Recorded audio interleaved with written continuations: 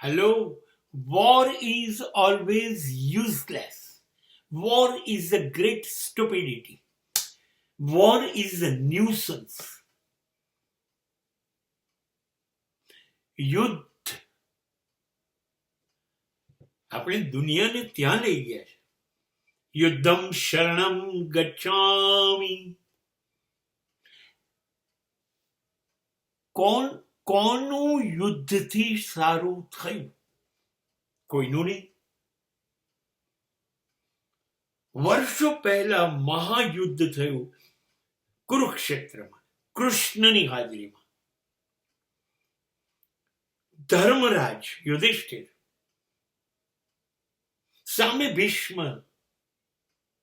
અને યુદ્ધ થયું. કૃષ્ણ જુએ છે કોનું સારું થયું. કહેવાયું કે અધર્મ સામે ધર્મના વિજય માટે થયું. અધર્મ ત્રાસ કરે છે એટલે થયું. ન્યાય માટે થયું. પરિણામ શું આવ્યું? એ વખતે કુલ 105 જણનો પ્રશ્ન હતો. 100 કૌરવ 5 પાંડવ. 105 જણા માટે અબજો લાખો સૈનિકો મૃત્યુ પામ્યા. પશુ, હાથી, ઘોડા, ઊંટની વાત નથી કરતો. આ મૃત્યુ પામ્યા 105 જણા માટે. 105 જણા. એમાં હિત જો જીત્યા હોત કૌરવો તો 100 નું થાત. હારી ગયા તો 5 નું થયું હિત. 105 જણા માટે લાખો લોકોની જિંદગી ગઈ. આપણને તો કીધું આ લોકો આમ લડ્યા તેમ લડ્યા, 18 દિવસ યુદ્ધ ચાલ્યું વગેરે. પણ લાખો સૈનિકોની પત્નીનું શું? જે લડ્યા એ યોદ્ધાઓના બાળકોનું શું? જે લડ્યા એ યોદ્ધાઓના માતા પિતાનું શું? કોણે એ લાશોનું ગણ્યું? એનો હિસાબ કોણે ગણ્યો? એ લોકો હવે પાછળથી કેવી રીતે જીવ્યા હશે શી ખબર. તમને ખબર છે લાખો બાળકો અનાથ થઈ ગયા, મા બાપ અનાથ થઈ ગયા, અને લાખો સ્ત્રીઓ વિધવા થઈ ગઈ, અને લાખો પુરુષો મૃત્યુ પામ્યા. એને કારણે વિધવા થયેલી સ્ત્રીઓ વેશ્યાઓ બની ગઈ. આ છે મહાભારતના યુદ્ધની અસલી કથા. આપણને પાંડવોનો ધર્મનો અન્યાય પર વિજય મને કોઈ તકલીફ નથી. આ કથા કોણ કે છે? આ કથા કોણે કીધી? આ બરબાદી થઈ છે કે નથી થઈ? થઈ. યુદ્ધે શું સારું કર્યું?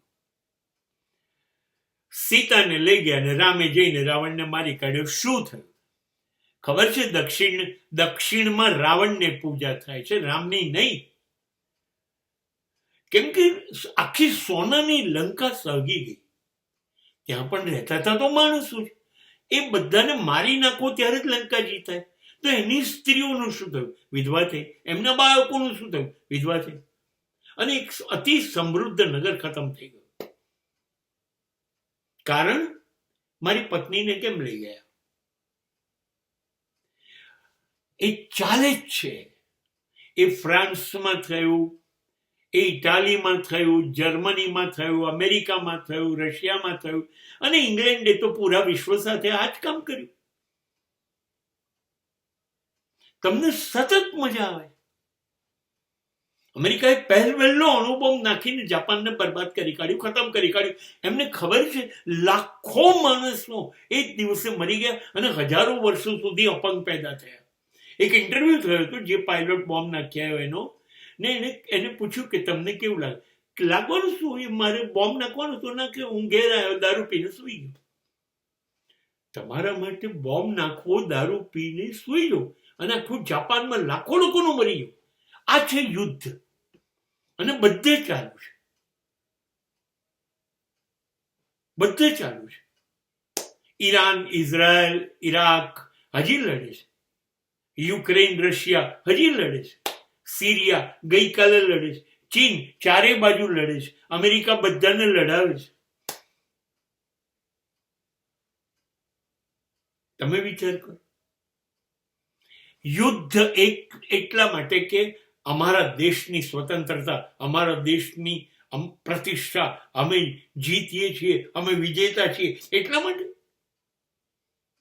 અને સૌથી બદનામ શબ્દ તો છે વિશ્વ શાંતિ. અમે તો શાંતિ માટે અશાંતિ પેદા કરો, શાંતિ માટે લડો છો. અરે લડો જ નહીં ને, શાંતિ તો બધી છે જ. યુદ્ધ કોઈનું સારું ન કરી શકે, કોઈનું. અને અત્યારનું વિશ્વ માત્ર યુદ્ધ વિશે જ વિચારે છે. વિચારવાનું છે તમારે બુદ્ધ વિશે. તમારે બોલવાનું છે યુદ્ધ નહીં, બુદ્ધમ શરણમ ગચ્છામિ.